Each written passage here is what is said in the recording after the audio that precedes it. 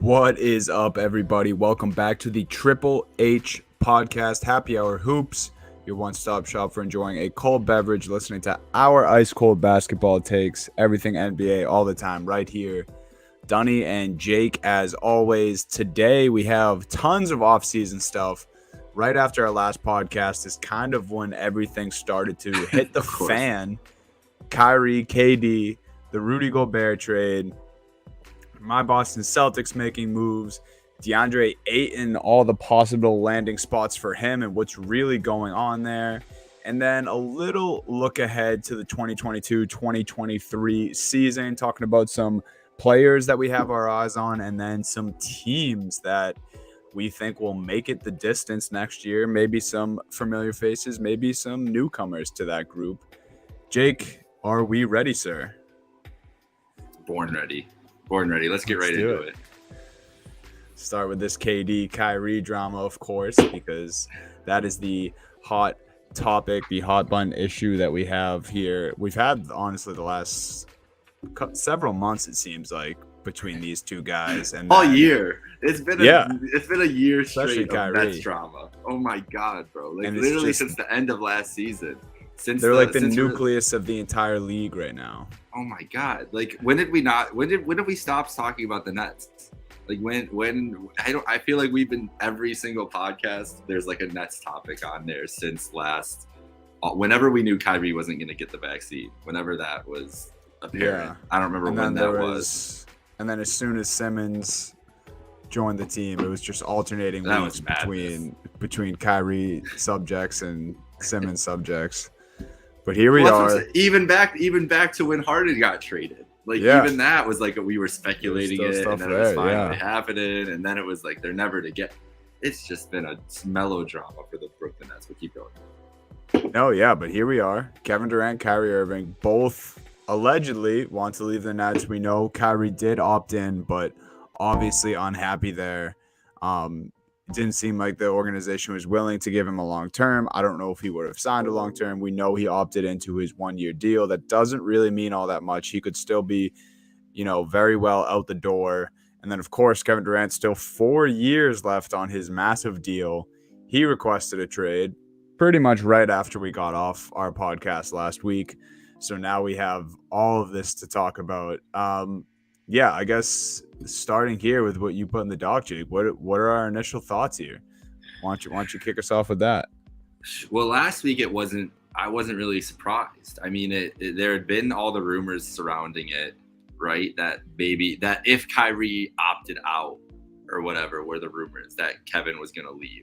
And it was if you didn't get signed to a long-term deal. Then Kyrie opted in, which is clearly to facilitate a sort of trade pretty much to only the Los Angeles Lakers, which we'll get to that as the suitors for Kyrie are not as large of a list as they seem to be for Kevin Durant.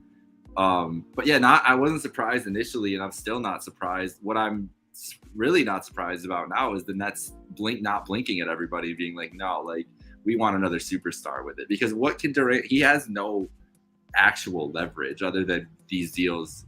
Players usually just get traded no matter what, just because the organizations would rather get rid of the headache.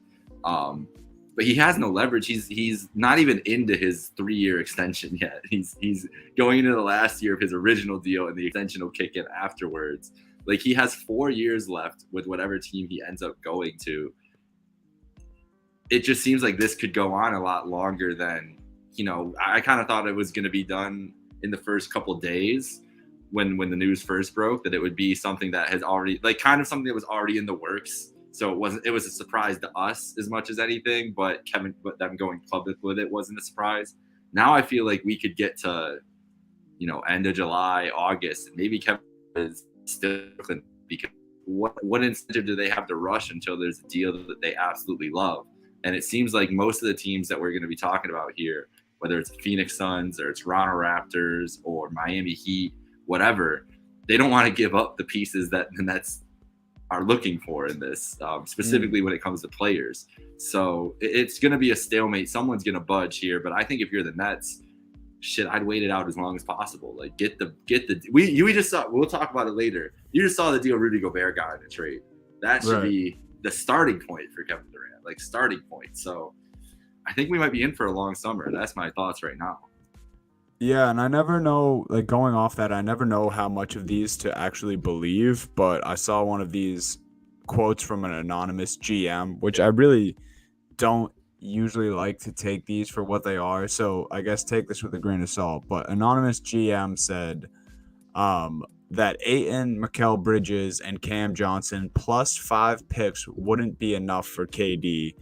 I don't know if that's them guessing that wouldn't be enough for the Nets, or if this GM saying that if he had KD, that wouldn't be enough. But I mean, if that's not even the baseline, if that's below the baseline, then that is absolutely bonkers. I mean, that is, if you ask me, I think probably one of the best packages that a team could realistically put together without harming themselves in the now and then also the future, which, some teams don't really care about their future. They'll give up loads of picks and take a chance. I mean, we've seen it so many times with different superstars. But I mean, that is an absolute haul. And to think that Brooklyn and Sean Marks maybe not be satisfied with a deal like that, then I think we will be waiting till August for this thing to get done. Or better yet, we might even see a holdout of Kevin Durant not playing for the Brooklyn Nets, because maybe they're just like, hey man, we're not trading you because you're under contract and we're not getting a haul in return like we thought we might. So yeah, it's and I feel like we've already almost exhausted ourselves on this topic, and we haven't even talked about the Kyrie Irving side of it. It's it's truly mayhem. I actually did want to say one more thing about KD. I just remembered this. Keep going. Shams was on the Pat McAfee show the other day, and he was saying, well, he said a couple interesting things. He said, and this, I think, if you're a basketball fan more than a casual and you pay attention to the league, Shams said the way they're constructing and making these offseason moves to their roster, it would appear that Kyrie and KD are returning. Like, the type of moves that they're making are moves to construct a championship roster. Like, they bring back Patty Mills. They sign a guy like TJ Warren, which is, kind of taking a flyer on him. But of course, you want this vet scorer on your team. So all these small, little intricate moves are moves that you think that you would be surrounding your superstars with. But then again, obviously, both of them, what surface level of what they're saying, want to be out the door. And yet here the Nets are making these weird moves, bringing in vets, bringing in shooters to put around superstars. And that might not be what they have. So, I honestly, when you bring that topic up, for me, they don't have an incentive to be bad themselves, right? Because all their first round picks are gone pretty much. Mm-hmm. Like Houston is basically in control of their next 4 drafts. So even if you are, you get a draft haul back from whatever team for Kevin Durant, let's say, it's a 3-way trade with the Suns and Oklahoma City or the Spurs or whatever, they want, like you said, 5 draft picks. That's the starting point.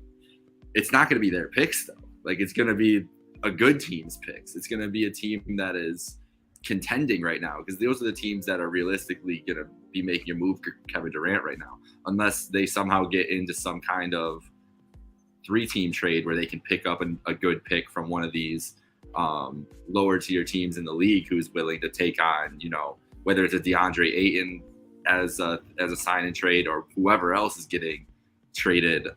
Maybe those guys go to a different location because they're taking picks.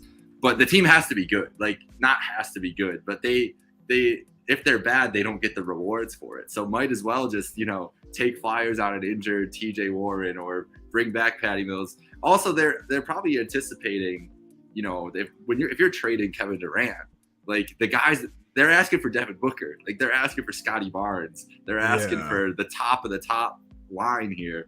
It doesn't seem like Booker's not going anywhere. That first of all, that's never happening. But like even a guy like Barnes, or if you were talking like any of those young talented guys, I could see why you wouldn't want to make a deal like that for an older Kevin Durant and everything. So who knows what type of player? It still seems like the best package out there to me is Ayton and Bridges and Cam Johnson and whatever else. Is there any other teams that you've seen mentioned like that interested you more than that? Because that's like you said, that's like the baseline offer wouldn't be enough for KD, but that still feels like, I don't know what else. If teams aren't going to give up a super duper star, what else can it be than something like that?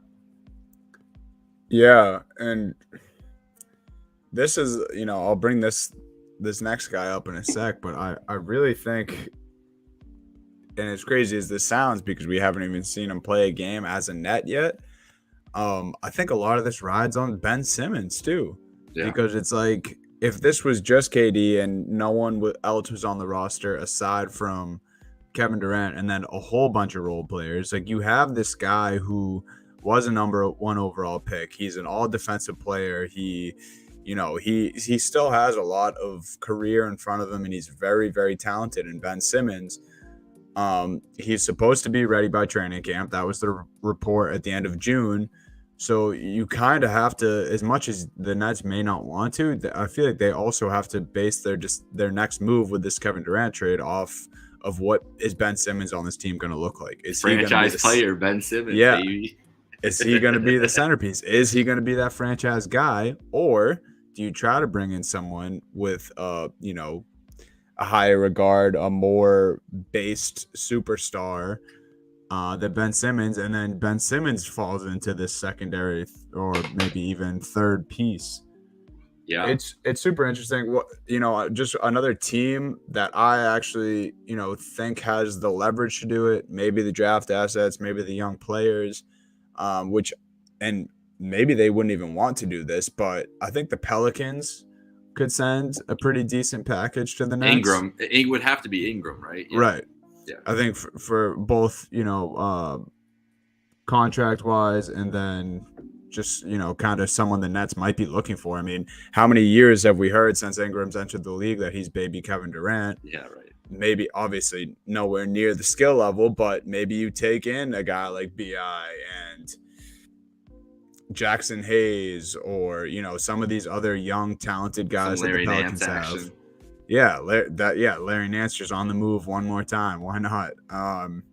And then draft assets, because obviously that's going to be a bulk of this, regardless of what team trades for Kevin Durant. There's going to be some sort of bulk of pick swaps, futures, lottery protected, whatever. There's going to be part of this bag is going to be draft assets, and not, the Pelicans have some wiggle room there, and then but where I think they can make the strongest offer is young talent, and then they also kind of have this McCollum, Zion, which I don't think it would be Zion, or Brandon Ingram.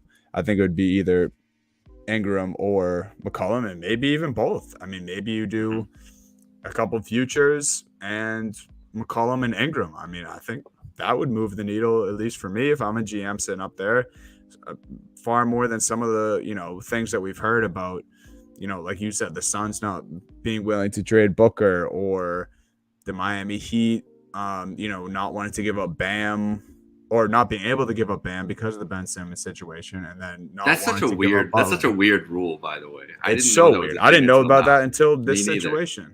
Yeah, me neither. That's a very strange rule, but.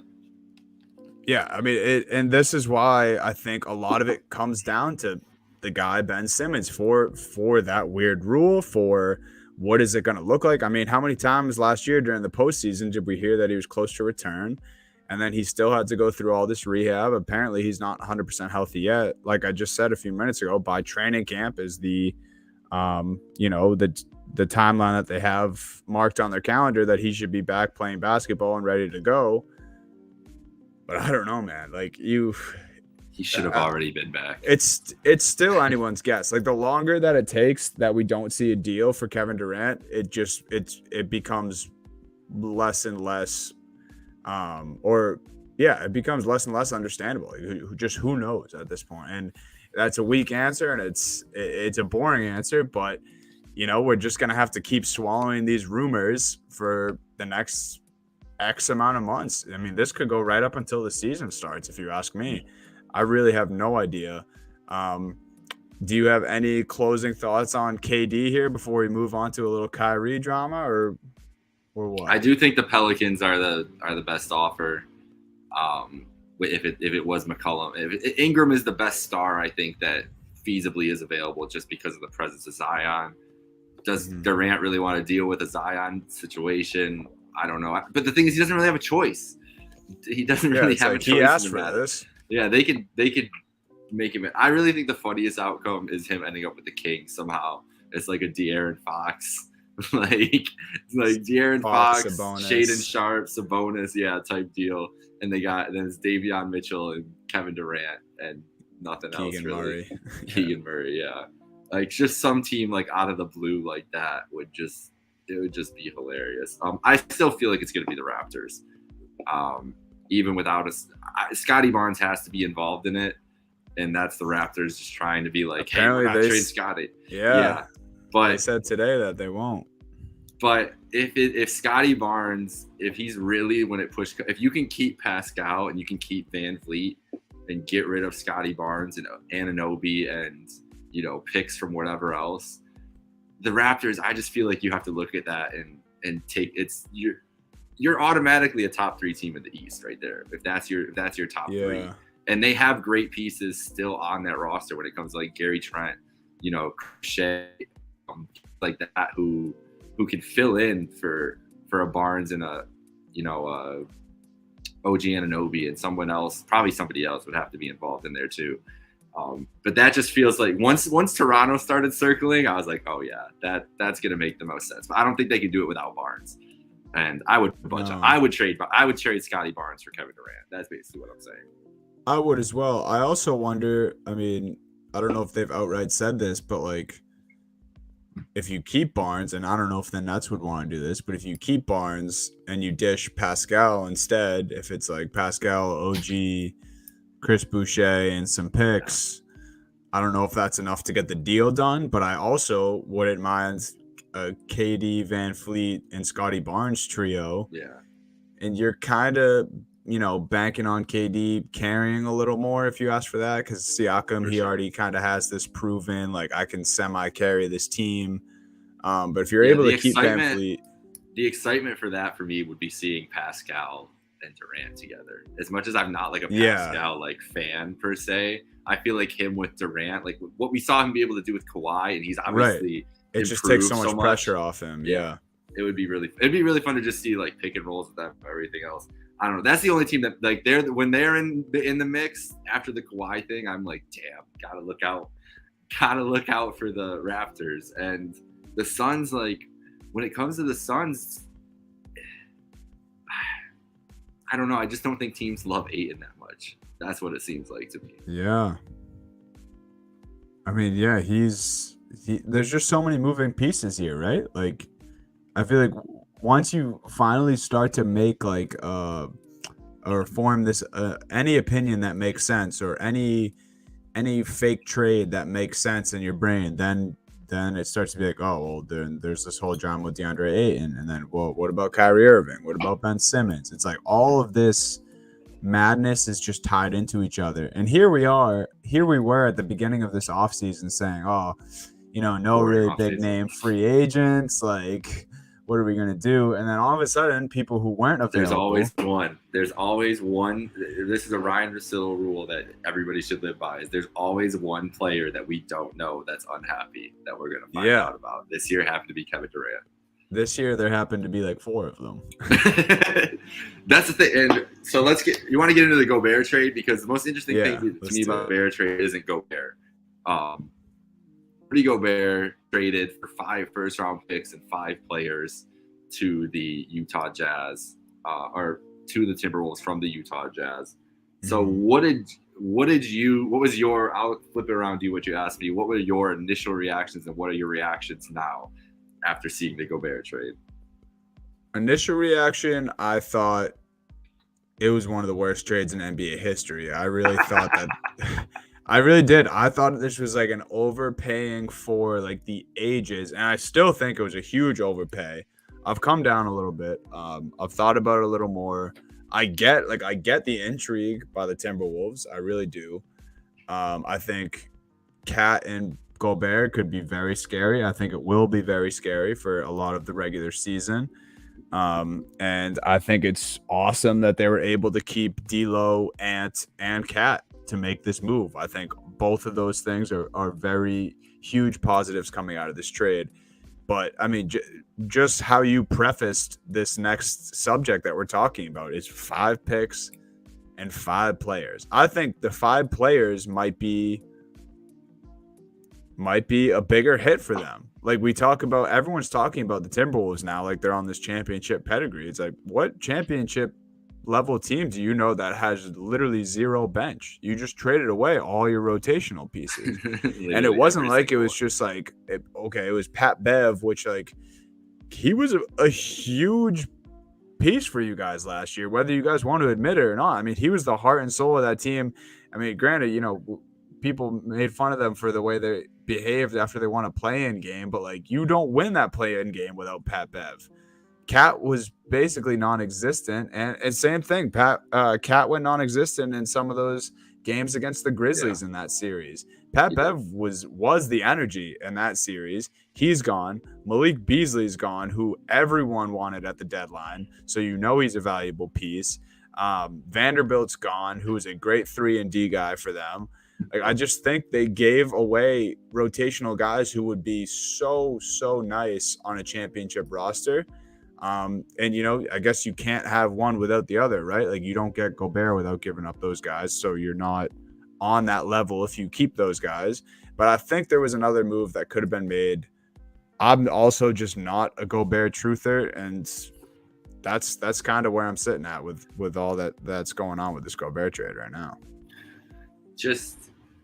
I'm just imagining watching the first round of the playoffs this year and watching Rudy Gobert unable to play on the floor defensively in big time moments against the Mavs, and then watching the Timberwolves against the Grizzlies and watching Karl Anthony Towns not be able to play on the floor defensively in big time moments against the Grizzlies.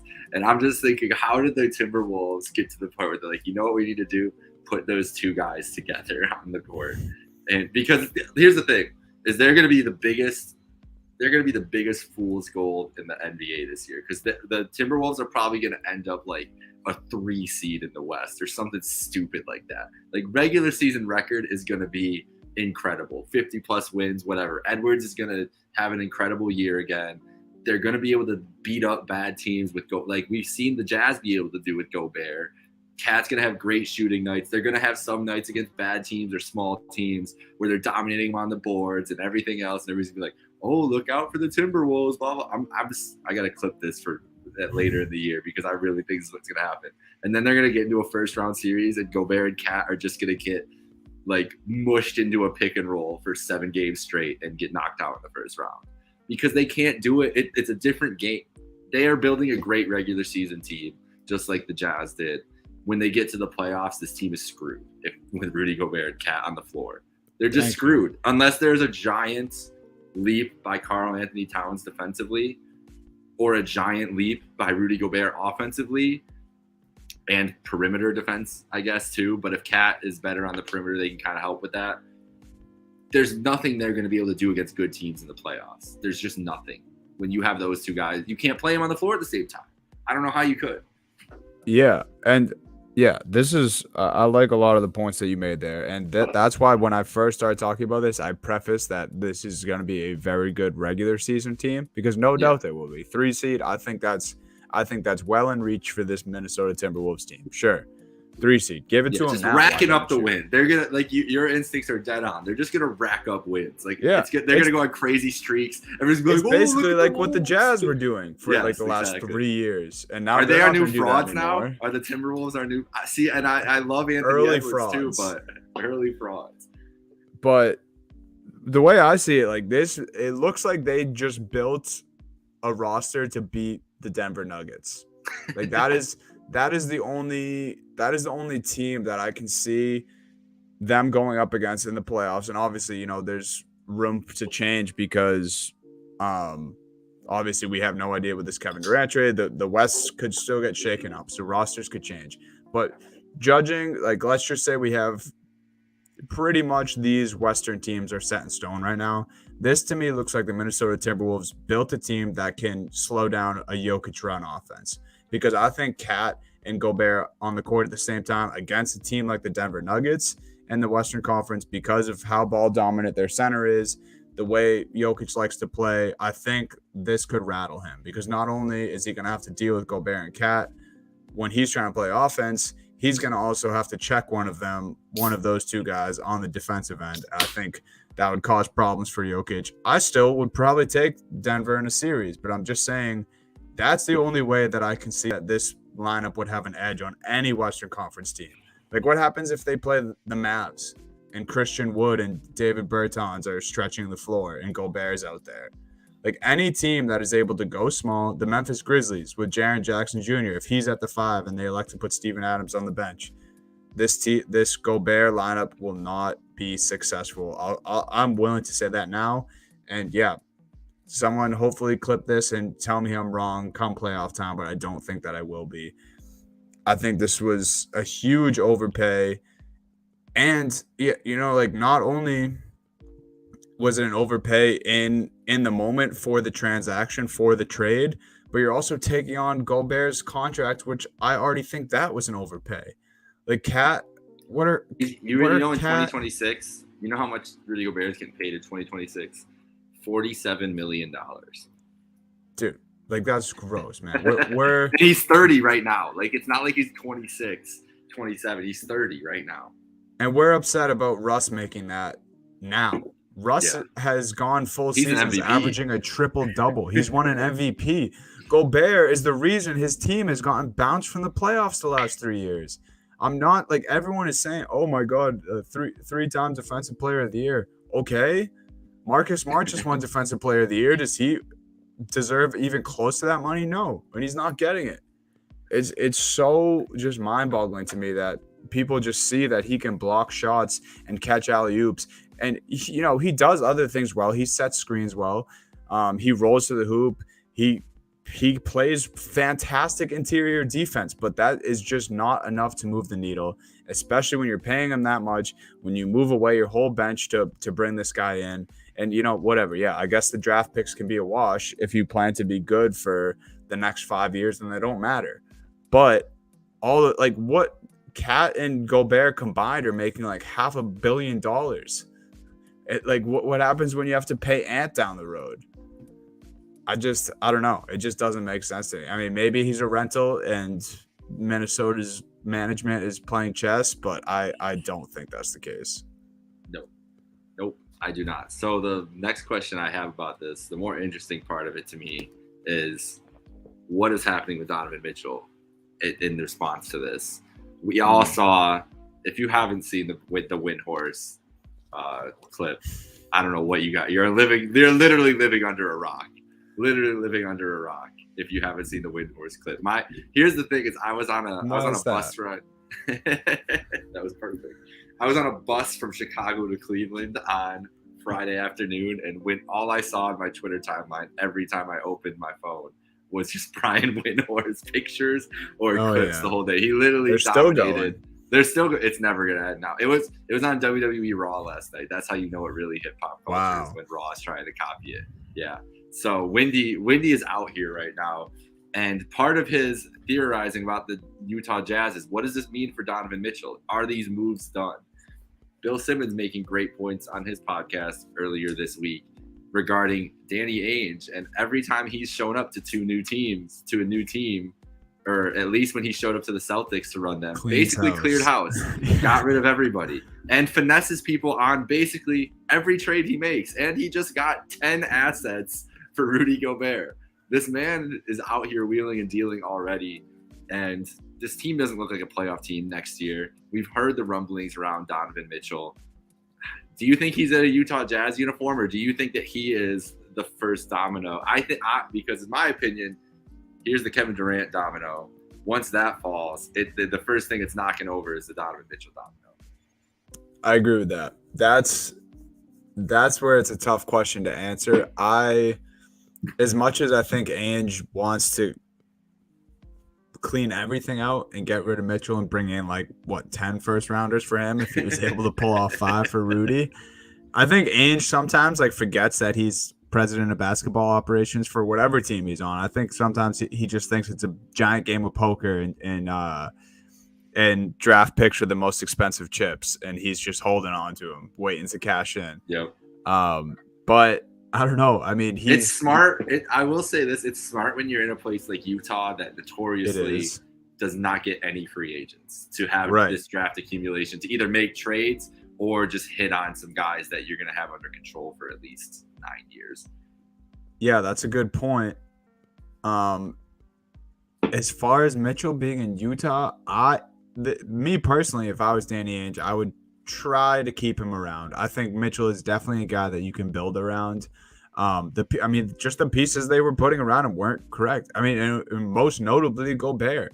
How many times did both of these guys come out? I guess Gobert tried to defend that they were still friends or whatever, but there's just been so many reports that they didn't get along. It's been happening for years. Gobert was a cancer in the playoffs for this team. They just, quite frankly, weren't getting it done. I think they had nice pieces and Engels and Bogdanovich, and some of the guys who came and went on this team were solid guys to put around Donovan Mitchell, but he needs another star. Right now they have the cap space and the draft assets to go after another one, but you're right. I mean, we just keep coming back to this nucleus, which is Kyrie and KD, and once one of those or both of those guys are on the move, or some decisions made, I think you're right about that's when we see the next dominoes start to fall. I think something with the Utah Jazz will be next, or Ayton somewhere, unless he's involved in KD, obviously. I think Mitchell's going to be in Utah though, and I think Danny Ainge tries to bring someone in, as difficult as that might be, but who knows, because you can't really get a read on Danny Ainge. Mitchell could be shipped out, but again, then what is that price? I feel like the people's value in this offseason and going forward is just completely and utterly fucked up. Something has happened this NBA offseason, and I don't know if it's good for the good. I don't know if it's for the bad, but it's definitely weird. I feel like there's been overpays. I feel like, we're going to get to it, but I think the Brogdon deal to the Celtics was an absolute fleecing. This offseason has just been bonkers, and we haven't even seen the biggest deal that's going to go down yet. But that was long-winded. What do you think I'm trying about Mitchell and Utah? I'm still sitting here trying to think of teams, honestly. I agree with you. It's been a really weird offseason to start so far, just with the deals that have been getting handed out. And dude, Marvin Bagley got 3 for 37. Why does who else was paying Marvin Bagley $11 million a year? Some of these, it's just, free agency is always silly season. There's always dumb teams throwing around money that they shouldn't be throwing around. Lou Dort got 87 mil. Lou Dort got 87 mil. That's a team that I'm looking at. It doesn't feel like it's contending teams as much as on the rise teams would be looking at Donovan Mitchell. I honestly think the Thunder are a team to watch for him, with all their picks and assets. Put him along SGA, and you've got and Chet, and you've got a team that you can build around for the next 6 years, 7 years. That's a great nucleus to have. Maybe even the Magic then too, with a Cole Anthony. I wouldn't want to trade Suggs.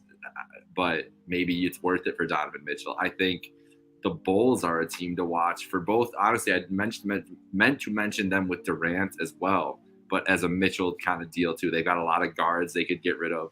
The problem would be they wouldn't have like a real point guard in that situation, but if you could find a way to add Donovan Mitchell and have him on the floor with Zach LaVine, like I think that's the way you could fill the ball up there.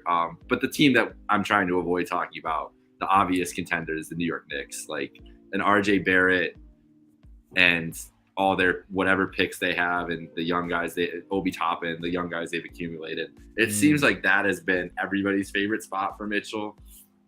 And it kind of just makes sense. And honestly, I think any team, if the Knicks trade RJ Barrett, I think it's going to be a huge mistake. I really think RJ is shaping up to be an incredible NBA player. He's gotten better every year. He's like the forgotten one behind Zion and Ja because there's been so much drama surrounding them.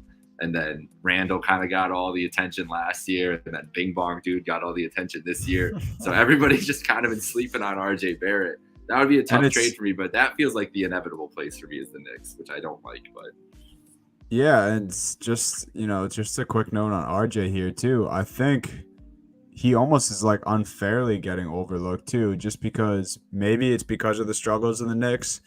Maybe it's because of the amount of noise that Zion and Ja did make when they first entered the league. But it's not like RJ, like there shouldn't be a bust label like anywhere near RJ right now because it's been slowly, and I'll put that adjective in front, but he's been slowly improving every year. yeah. And I think last year was his biggest leap for sure. You saw more confidence in his outside shooting.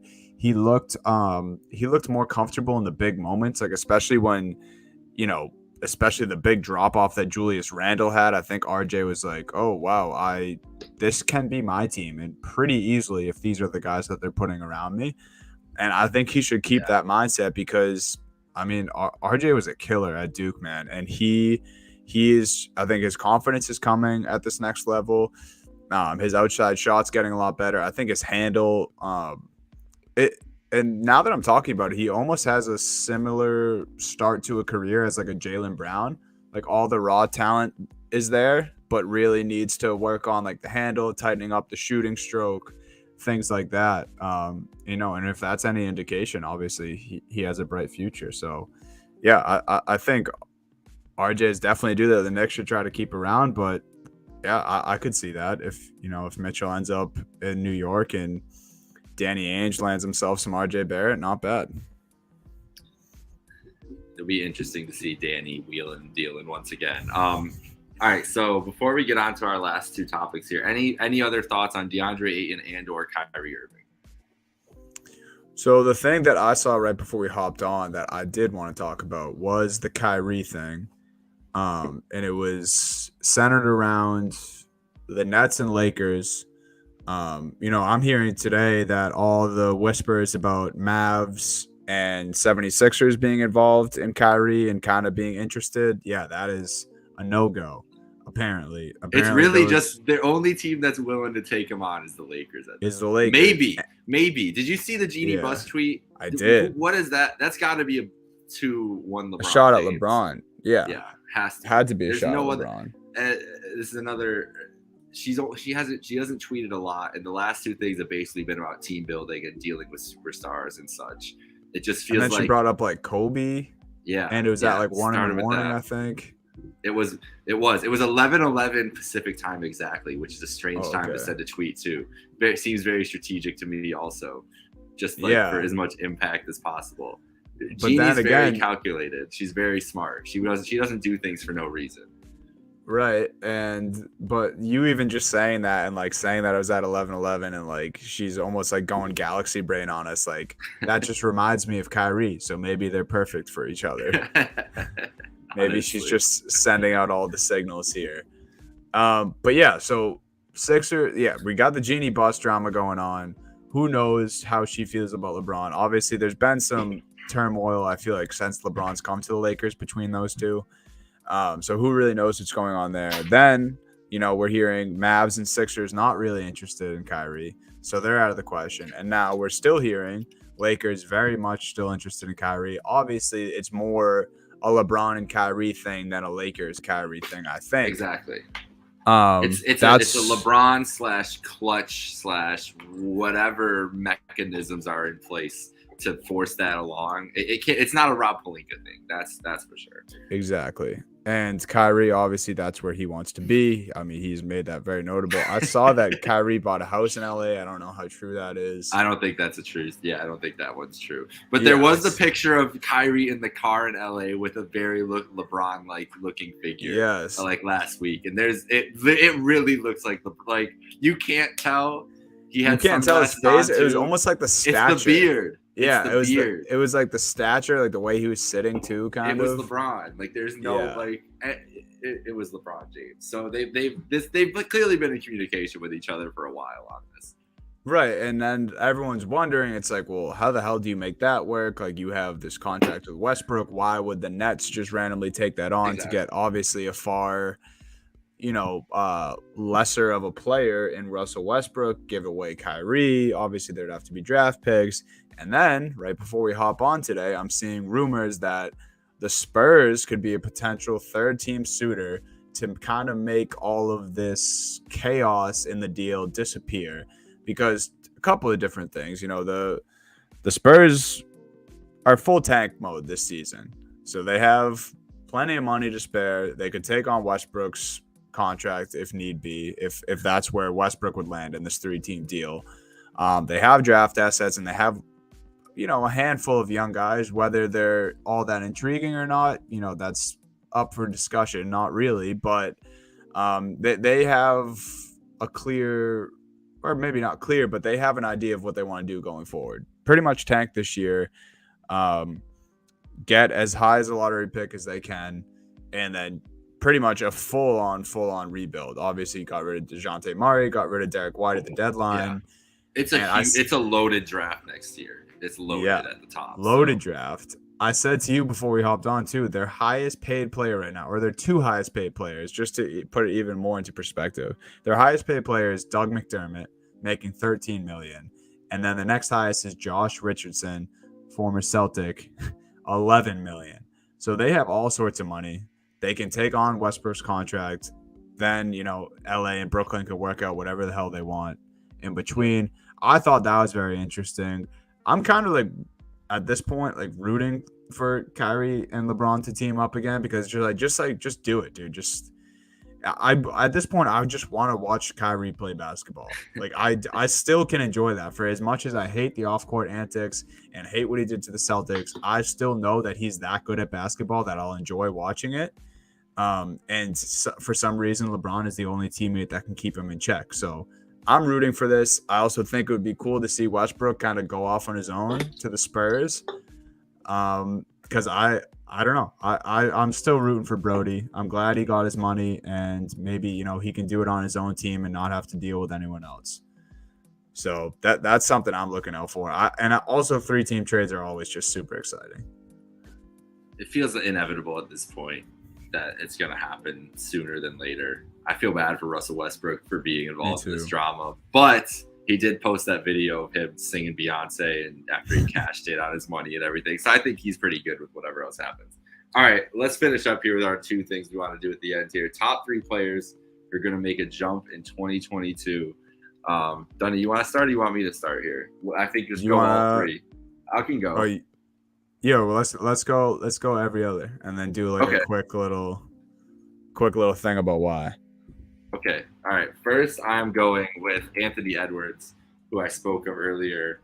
We were talking about how we think the Timberwolves are going to be a massively improved regular season team at the very least, and this man is going to be at the forefront of it. I mean, you saw the scoring talent he showed in the playoffs this year in big moments. Just in general, he's only 21. He's going to keep getting better. Like, this kid's probably going to take over the league in a couple years. So I just imagine him being an all-star next year, maybe averaging 24, 25 points. His life is going to be so much easier, defensively at least, in the regular season with Rudy Gobert, where he's going to get so many more, transition opportunities. And if there's anybody in the league who thrives in transition, it's Anthony Edwards. So I just feel like the Gobert trade, if anything, if there's any positive about it, is that it was made to accentuate the strengths of Anthony Edwards, which is get him a solid defense behind them, because him and Russell are not the greatest perimeter defenders by any stretch. No. Get him a solid defender behind them and create more transition opportunities where that dude is a monster. Yeah. No, I love that pick. And he's also just fresh in my brain from watching Hustle with Adam Sandler. I'm almost done with it. So I was watching it on Friday. No spoilers. Me and my friend were watching it Friday. We both fell asleep pretty much after the training montage. It was a long training montage. Yeah. He was training for a while. I think the last thing I remember is when he's running up the hill. No spoilers, but at the final time running up the hill is the last time I remember. Yeah, so it's picking up. Yeah, we're almost there. We're getting to the good stuff, but we both passed out, so need to finish Hustle still. I love that pick. Great movie too. Yeah, you're gonna love the ending. So Anthony Edwards, my first pick, I'm going with Scotty Barnes, a dude we spent a little bit of time talking about. The things that have been coming out about him recently only help strengthen my argument, because if Toronto's actually not willing to give up Scotty Barnes for KD, that is just a testament to how good this young player is. I called at the beginning of last season that he was going to be Rookie of the Year. I've been high on him since his college days. And I just think he's the real deal.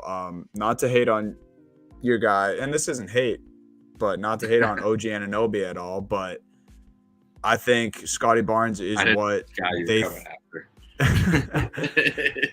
I think the Raptors got Scotty Barnes, and maybe this is who they thought OG was going to be a couple years. Like, I think he's already shown that he can be more than what OG offers them. Both very solid players, but Barnes just gets it done at both ends of the floor. He has that raw talent that can be polished easily. He seems like a guy who is like a gym rat. He just appears like a guy who works on his craft a lot.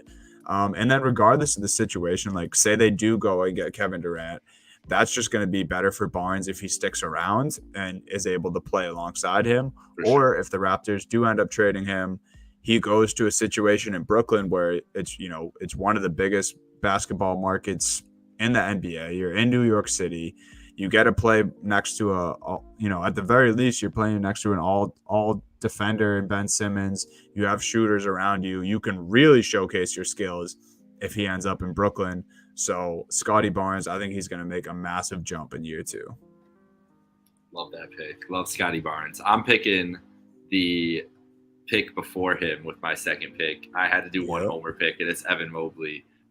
Dude's apparently he hasn't left Cleveland. He's just been working all summer with the Cavs coaches, which is music to my ears to see that. They picked beautiful. His brother in the draft. So great vibes in the locker room. When a team picks your brother, he's going to be Thanasis, but he needs that hype man. He needs that little bit. And Evan Mobley is a little bit shy. He's not like the most assertive guy. That's what everybody says. He's really quiet in the locker room, everything like that. His brother's the more vocal leader, everything else when they were together at USC, and still was a bucket there too. I'm not trying to talk about Isaiah Mobley here. I'm trying to talk about Evan Mobley. But I do think that's a big benefit for him, and just shows the attention that the Cavs are giving to him as a player and just the buy-in that they have with him after year one. Like, we're literally going to draft your brother to keep you happy. Like, that's how far they're going.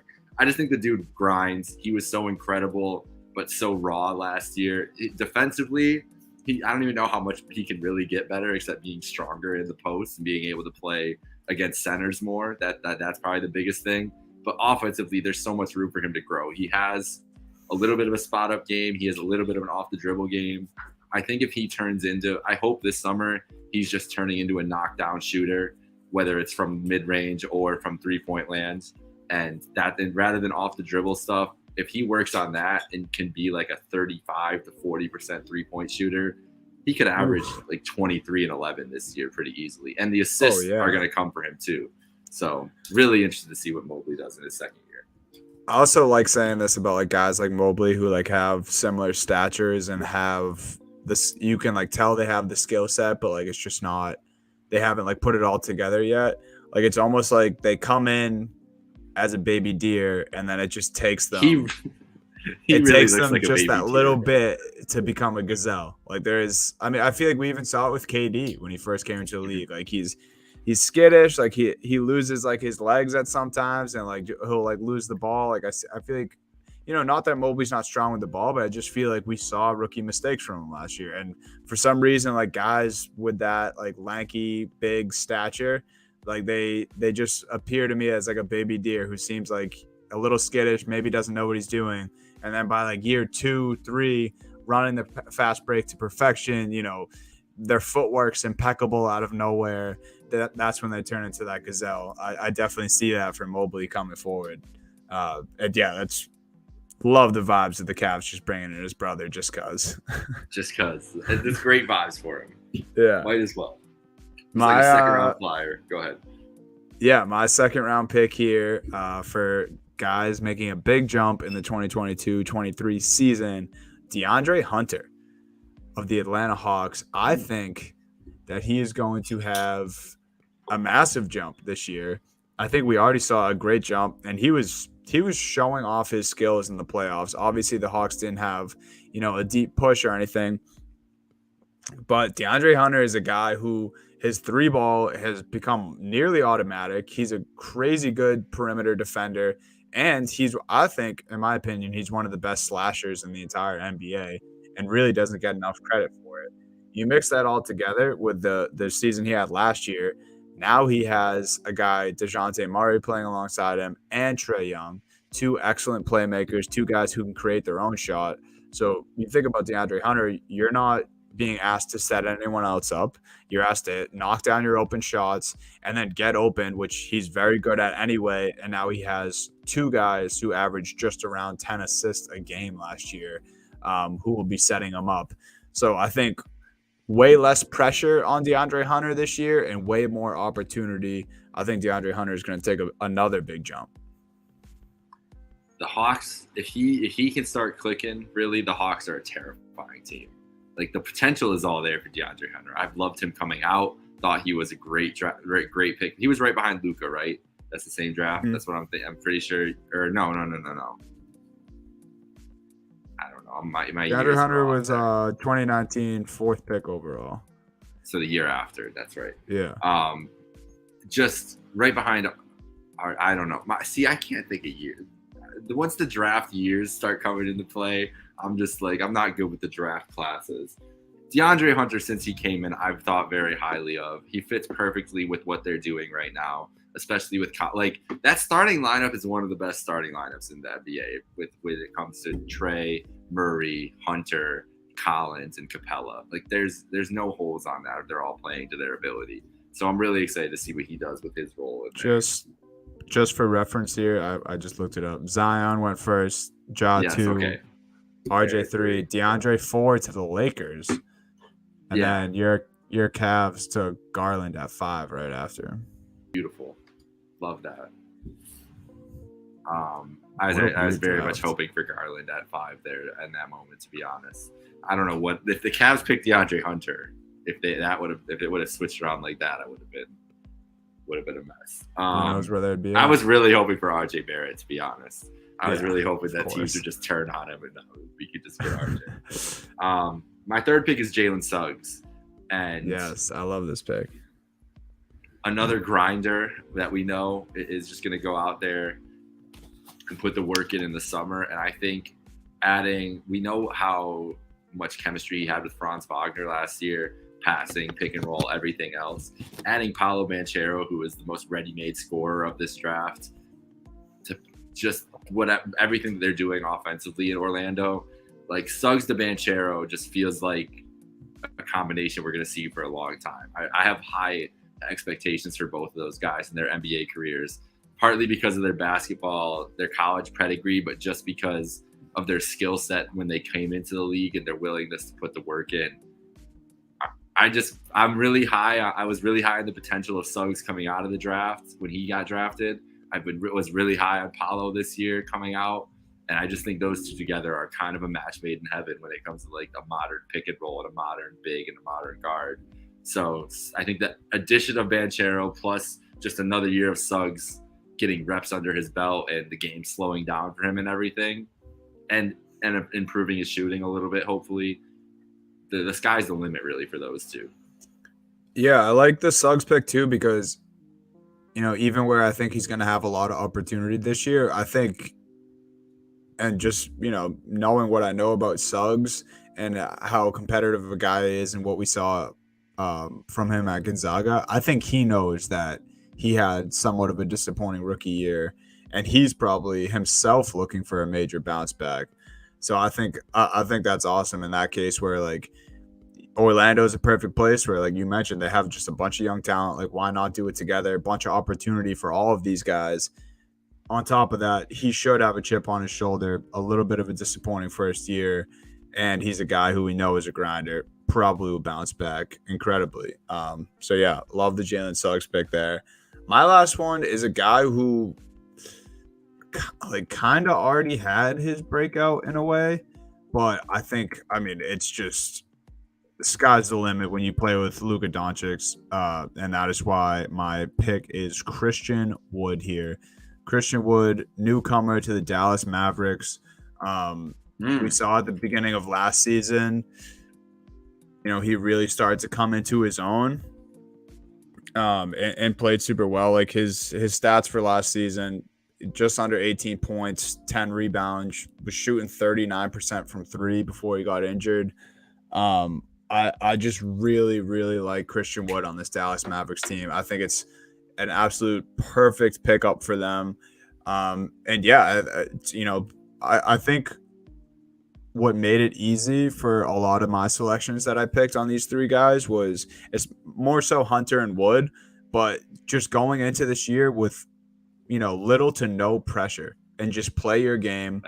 And that's what I see with Christian Wood. I mean, is he going to be a first option? No. Second option? Probably not. Third option? Probably the best or the third best scoring option around there. Third, fourth option. He's great in the pick and roll. He can knock down the outside shot. And, I mean, he's going to learn just so much from playing with Luka. Basketball will never be easier for him than it will be this year. First year with Luka Doncic. I think he has a lot to learn. And, yeah, I think he's going to be great. That's a great pick. I think Luka is just going to unlock the best version of Christian Wood, like you said. Yeah. No doubt. And playing with Cade, I liked it in theory, but just it wasn't as well of it's just not a good team otherwise in Detroit last year. And Christian Wood's not a guy that can really carry your offense, but I think as a supplemental piece that we've seen in the past, he's kind of perfect for that. All right, so we wanted to wrap up conference finals, way too early predictions. These rosters ain't even set yet. I'll start here because we have the same Eastern Conference. I think this is going to be a lot of everybody's Eastern Conference. The Boston Celtics and the Milwaukee Bucks put on a classic this year, a classic series. I'm ready for round two again. In the West, I'm going with the Golden State Warriors coming back around, making it to the Western Conference Finals, and the Kevin Durant-led Phoenix Suns. Okay, I was going to ask if that's who you saw him with. Yep, and give me the drama of Kevin Durant versus Steph Curry to go to the NBA Finals. Need that. And Chris Paul. Chris Paul and Kevin Durant against Steph Curry to go to the NBA Finals. There's nothing more you could ask for as a basketball fan, I think, if that's the trade with Durant, though. Right. Yeah, that's interesting that we didn't have either of the two same Western teams. Obviously, you said we had the same. I have Celtics Bucks for the East. My Western matchup will be the Dallas Mavericks and the Los Angeles Clippers. I've been watching Luka's highlights from him playing overseas this summer. He's looking svelte. He's looking good. He looks thin. He looks ripped, and his game, it just looks even better than before. I've seen, I thought it was a fluke, but now I've seen a few different highlights, different games of him throwing up this crazy hook shot that apparently he just has in his bag now. And that is legitimately scary for the league if that's a consistent thing in his bag. I think I'm putting a future on Luka to win the MVP next year. I think they're going to make it to the Western Conference Finals. I think he has unfinished business. I think their roster is a lot better. And then the Los Angeles Clippers. I mean, they stay healthy. I say this, being excited about the Celtics roster that Brad Stevens has been able to construct this offseason. And I still don't think they're the best team. I think the Clippers have the best squad in the NBA right now, and I really don't think it's particularly close. Obviously, Durant could change my opinion on that depending on where he lands. But yeah, I think Clippers, Mavs, and it'll be exciting. It is tough not to put the Warriors there. Maybe I'm being a little petty and just don't want to see them there. But I truly believe Mavs and Clippers will be, at least throughout the regular season, fighting atop the Western Conference. I have no disagreements with that at all. It was very close picking Warriors Clippers. Very, very close. I'm with you on the Clippers, especially if Kawhi is healthy and back and ready to go. Dude's a top 5, top 3 player in the league when healthy. Yeah. Like, people forget because he's been gone for so long at this point. Bro. Like, it's crazy. Sixers fans don't, but Sixers fans will never. I'll never. Where were you when that happened? Do you remember exactly where you were? Because I remember the exact spot that I was sitting in.